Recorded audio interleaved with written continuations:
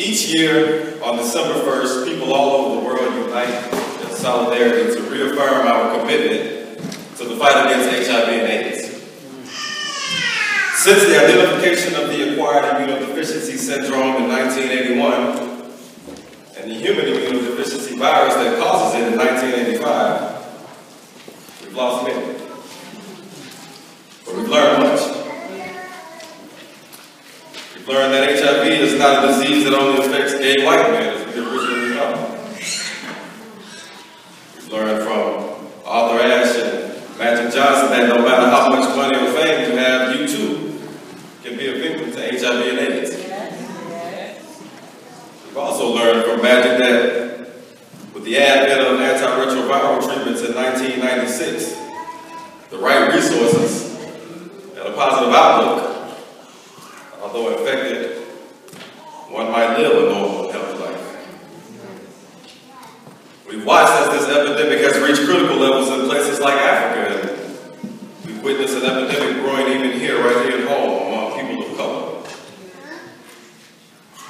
June 5th, 1981, AIDS was discovered. And 32 years later, 34 million people worldwide are living with HIV. 1.7 million of which will succumb to AIDS, and those vacancies will be filled with another 2.5 million newly infected individuals. Our Lord. Our brothers and sisters in sub-Saharan Africa account for 22.5 billion of all HIV cases globally. That's 66% of the world's epidemic. 1.8 million of the infected being children, and 14 million children affected finding themselves orphaned, as many of their parents have been victims to this deadly disease.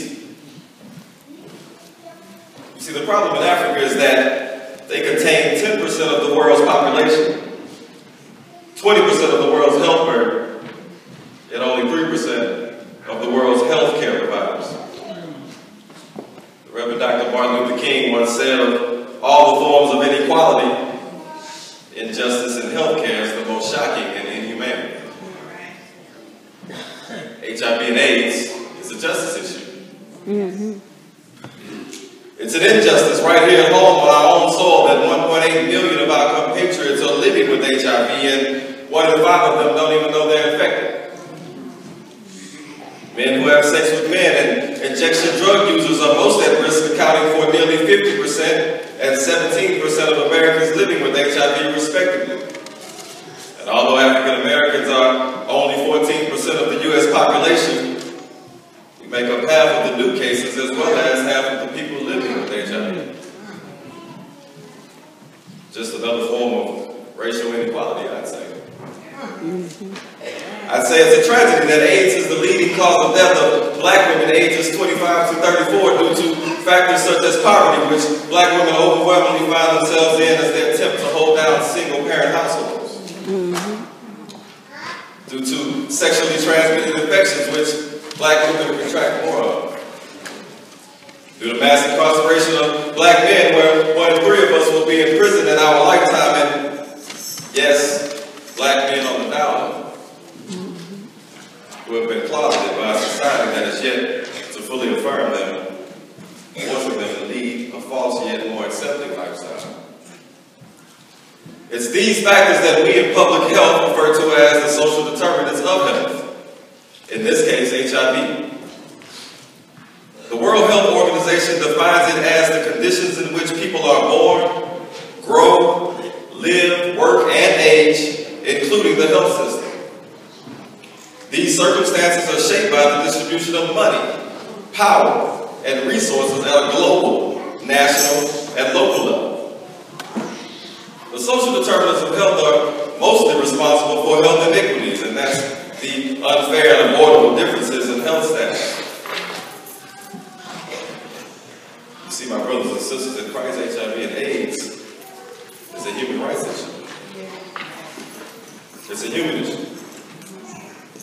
It's the reason why 30 million of 34 million people living with HIV worldwide are in low to middle income countries. It's also why those 16 million children who go hungry every day right here in the United States, not Africa or Central America, but these United States of America, it's these kids who are more likely to be infected with HIV than those who are food secure. Subsequently, once infected, those who go hungry are less likely to benefit from treatment because HIV medication is only as effective as the proper nutrition that accompanies it. It's the 30 million people entering and exiting prisons globally each year with no mention of what took place on the inside once they're outside. Did you share needles for drugs or tattoos, or did you have sex with a man who could have possibly infected you with HIV and infection you unknowingly passed on to the wife that you returned home to? It's gender inequality and violence against women all over the world, where women are being raped in some cases by their husbands who have many wives. There's plenty of HIV to spread around. Gender inequality even in this country, where women find their bodies at the mercy of the U.S. government. It's discrimination. Discrimination against same gender-loving people, and transgenders and sex workers and injection drug users. It's discrimination that has stigmatized these demographic of people so much so that they are willing to die alone and in silence, rather than live out loud and seek the proper care and treatment needed to sustain life, for fear of being labeled a leper. Yeah. It's stigma that you and I have perpetuated as people of faith.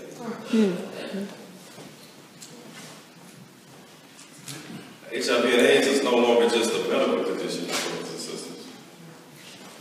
It's a human rights condition. It's an issue of justice. And that makes it an issue of people of faith. So if you're one of those Christians who can't find it in themselves to get behind the HIV and AIDS movement because you don't want to get your hands dirty, now you know what I'm talking about. Come on now. You know, we spend an entire month painting everything pink. We call it breast cancer awareness. Hands clean to save lives worth saving. Come on. We'll even donate $10 to purchase mosquito nets, saving millions more lives worth saving from malaria. Hands clean. Hands clean. But no, not HIV and AIDS, not that disease that affects those people who might not be worth saving. Those very same people Jesus dedicated his entire ministry to. Least only for us to treat Jesus in the same way. Just look at Isaiah 53, verse 3. It says, he was despised and rejected by mankind, a man of suffering and familiar with pain. Like one from whom people hide their faces, he was despised and we held him in low esteem. Surely he took up our pain and bore our suffering, yet we considered him punished by God, stricken by him and afflicted. But he was pierced by our transgressions. He was crushed by our iniquities. Yes. And by his wounds we are healed. Thank you, God. Look at how they treated our Lord. How dare we treat another one of God's children in the same way? And so if you're one of those Christians whose faith gets in the way of allowing you to advocate for people living with HIV, have no fear, I've got a solution for you. All right, speak.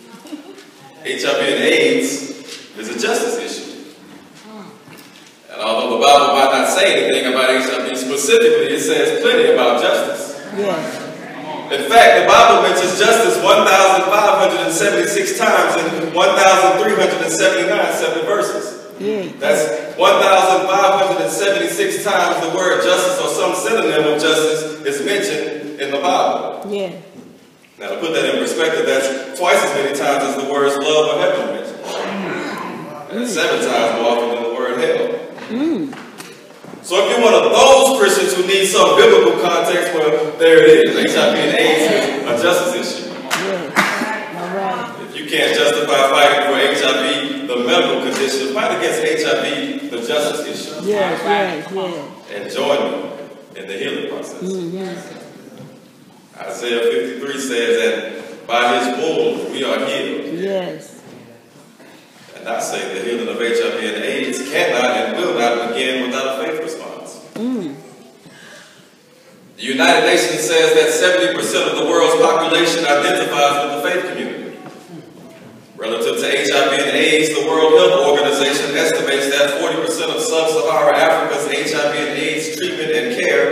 provided by Christian hospitals and health centers. Catholic hospices alone deliver 25% of the world's HIV and AIDS services. So one could say the faith community is doing more than enough. However, when the former pontiff of 1 billion Catholics publicly says AIDS cannot be overcome through the distribution of condoms, which even aggravates the problems, how can people infected and affected by the virus truly have faith in people of faith? To Pope Benedict XVI's credit, a year after making that statement, he said, in some cases where the intention is to reduce the risk of infection, a condom can be a first step on the way to another more humane sexuality. That's the bright side. And maybe on an even brighter side, is only in his first few months in the papacy, Pope Francis has been particularly outspoken against the stigmatization of marginalized groups, particularly same-gender loving people. Nonetheless, the stench of stigma is on our hands. So it's not just good enough for the faith community to respond to the call to care for each other by making sure all are fed, or to ensure that knowledge and profit don't become a source of division and injustice, but instead contribute to the equality and well-being of all. But rather, we must first and foremost work to do to others what we would have them do to us, and thereby acknowledge and embrace the human dignity of each and every person. And so that leads me to ask a difficult question for people of faith. Is it the moral thing to do to withhold information or resources that have the potential to protect or preserve an individual's health and life because we don't agree with their behavior? So that's it again. Is it the moral thing to do to withhold information or resources that have the potential to protect or preserve an individual's health and life because we don't agree with their behavior? Perhaps the answer is implicit in yet another question. And that question is, how would Jesus respond? And that answer can be found in the Word of God. We take a look at Mark 5, verses 1 through 9. It reads, they went across the lake to the region of the Gerasenes. Yes. When Jesus got out of the boat, a man with an evil spirit came from the tombs to meet him. This man lived in the tombs and no one could bind him anymore, not even with a chain. For he had often been chained hand and foot. But he tore the chains apart and he broke the irons on his feet. No one was strong enough to subdue him. Night and day among the tombs and in the hills, he would cry out and cut himself with stones. When he saw Jesus from a distance, he ran and fell on his knees in front of him. He shouted at the top of his voice, "What do you want with me, Jesus, Son of the Most High God? I swear to God that you won't torture me." But Jesus said to him, "Come out of this man, you evil spirit." Then Jesus asked him, "What is your name?" "My name is Legion," he replied, "for we are many."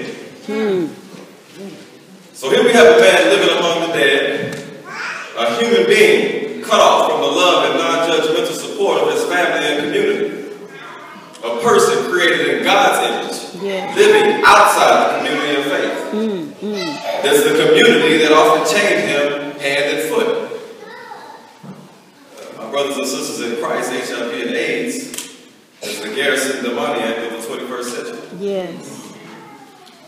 Individuals infected or affected by HIV are people often living without the benefit of sustaining a relationship. Individuals who are often cut off from the love and non-judgmental support of family and community. Men and women created in God's image, but living outside the community of faith.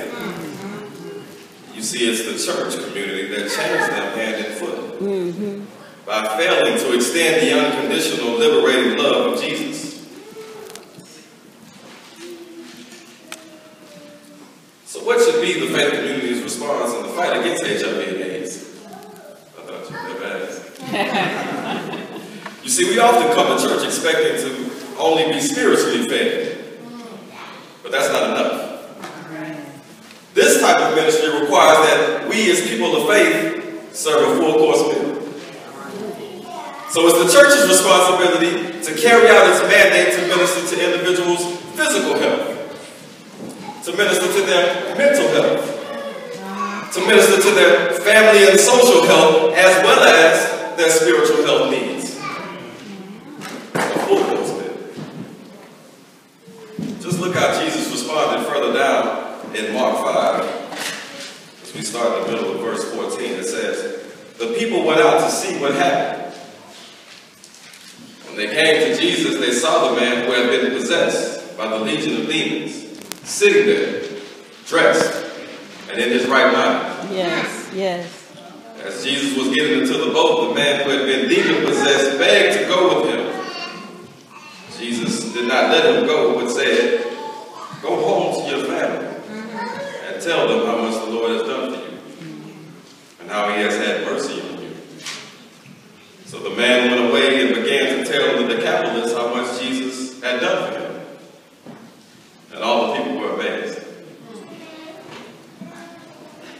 And so here we had this man who was possessed by demons, and Jesus has relieved him of his possessions. And then Jesus ministered to his physical health by clothing him and making him presentable. But not only did he minister to his physical health, he restored his sanity by ministering to his mental health. It says he was dressed and in his right mind. You all see what the Lord is. And then the former demon-possessed man begs to go with Jesus, but Jesus says, no, you can't. You can't go with me. Go home to your family. Yes. And tell them how much the Lord has done for you. All right. And how he has had mercy on you. So here we have Jesus ministering to his family and social health because he understands that the healing process takes place best within community. So the man went back to his community to tell how much Jesus had done for him. And all the people were amazed. And so through the witness of Legion, Jesus ministers to the spiritual health of an entire community. Mm-hmm. So the church's ministry message, according to 2 Corinthians chapter 5, verses 18 through 19, is God who reconciled us to himself through Christ gave us the ministry of reconciliation. Mm-hmm. That God was reconciling the world to himself in Christ, not counting men's sins against them. And he has committed to us the message of reconciliation. So before I take my seat, I've got 3 messages that we as people of faith need to send to reconcile with people affected and infected by HIV and AIDS. All right. Message 1.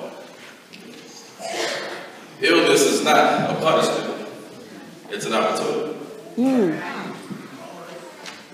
Illness is not a punishment. It's an opportunity. If we take a look at John 9, where Jesus heals a man born blind, it reads, as he went along, he saw a man blind from birth. His disciples asked him, "Rabbi, who sinned, this man or his parents, that he was born blind?" And Jesus replied, "Neither this man nor his parents sinned, but this happened so that the works of God might be displayed in him. All right now. As long as it is day, we must do the works of him who sent me." Then he goes on to say, "While I am in the world, I am the light of the world." Yeah. You know, sometimes we have trials. And sometimes those trials are illness. Sometimes those trials are HIV and AIDS. But sometimes we have those trials to remind us that God is still God and God is still good. Yeah.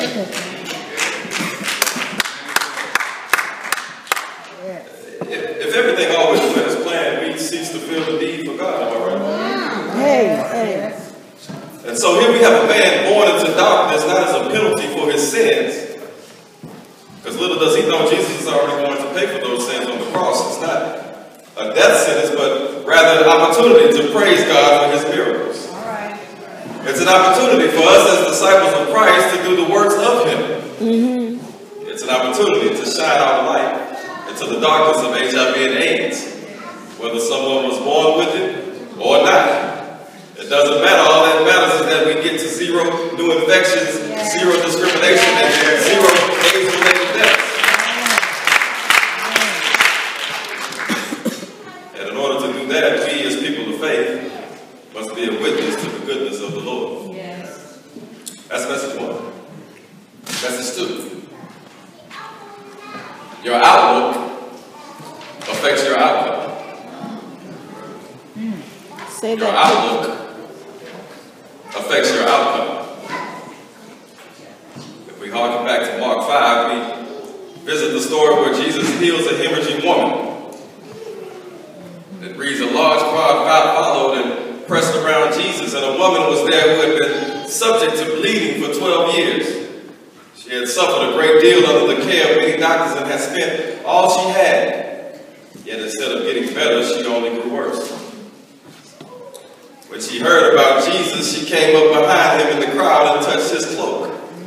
Because she thought, if I just touch his clothes, I'll be healed. Yes. Immediately her bleeding stopped and she felt in her body that she was free from her suffering. He said to her, daughter, your faith has healed you. Go in peace and be freed from your suffering. So even after years and years of unsuccessful treatment and depleted funds, this woman still believed that if she could just touch the hem of his garment, her outcome could be different. Yes. Did you know that your attitude, the way that you think, can affect the way your body operates? Do you know that as goes the head, so does the body follow? Mind over matter is not just a cliche, especially when, in some cases, the mind has been able to convince the body that it was pregnant when it wasn't. That's right, it's a condition called pseudocyesis or phantom pregnancy, where a woman and sometimes even a man exhibits all the symptoms of pregnancy, minus one important caveat, an actual fetus. You see, doctors believe this manifests from an intense desire to want to be pregnant. So much of that, so much so that the mind tricks the body into believing it is, but it really isn't. This ain't no hocus pocus, y'all. This is your outlook affecting your outcome. It's your actions being a direct manifestation of your thoughts. That's why it's so important for you and I, as people of faith, to plant seeds of hope and joy in the minds of people living with HIV, because believing that you can overcome this disease is half the battle. Never mind what the doctors do or how well your medications work. If your faith has failed, if you don't have faith that God can change your circumstances,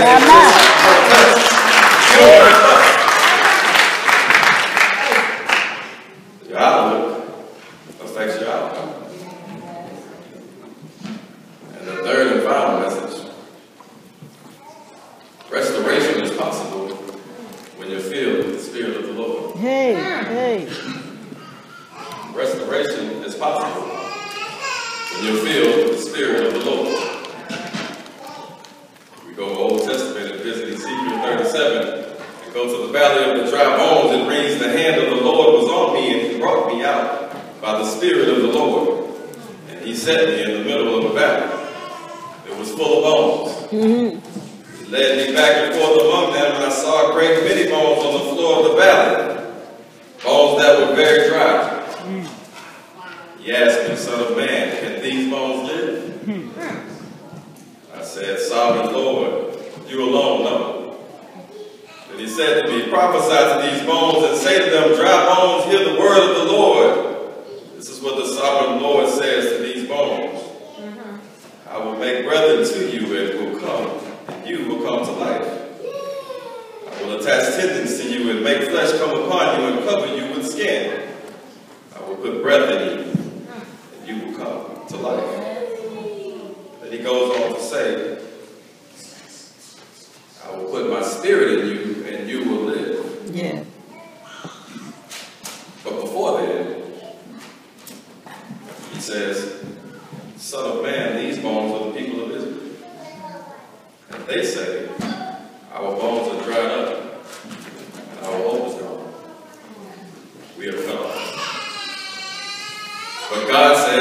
put my spirit in you and I will live. Yes. My brothers and sisters in Christ, it's incumbent upon us to breathe life into our brothers and sisters living and suffering with HIV and AIDS. It's our mandate to put the spirit of the Holy Spirit into these people. And then prophesy and say to them, this is what the sovereign Lord says. My people living with HIV and AIDS, I'm going to open your graves and bring you up from them. I will bring you back to the land of the living. Restoration is possible when you're filled with the Spirit of the Lord. So as I close, my brothers and sisters, we've got a long, long way to go to the fight against HIV and AIDS. But we've come too far to turn back now. Yes. We've come too far.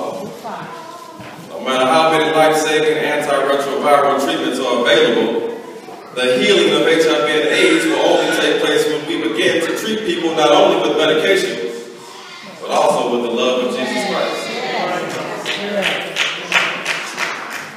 And so, saints, in recognition of this World AIDS Day Sunday, in honor of this first Sunday in Advent, as we await the coming of our Lord. And in honor of the tireless fight for justice and equality for all, I charge you today and I challenge you tomorrow to be radically inclusive. I urge you, saints, to be radically reconciling, but most of all in the spirit of our Lord, the Holy Spirit. Be radically loving. So that whosoever